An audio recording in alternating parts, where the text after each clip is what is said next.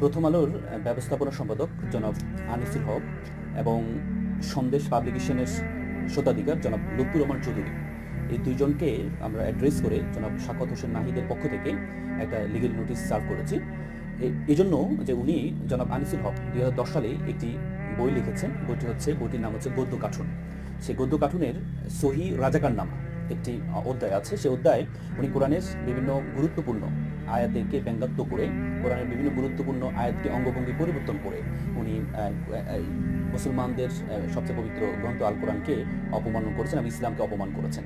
সেটির জন্য আমি যদি স্পেসিফিকভাবে যদি বলি, উনি গদ্য কার্টুনে সহি রাজাকার নামায় উনি সূরা ফাতিহার যেমন প্রথম 1 নম্বর আয়াত, সমস্ত প্রশংসা জগতের প্রতিপালকের আল্লাহর, আর উনি এটাকে ব্যঙ্গাত্ম করে বলেছেন সমস্ত প্রশংসা রাজাকার বনের।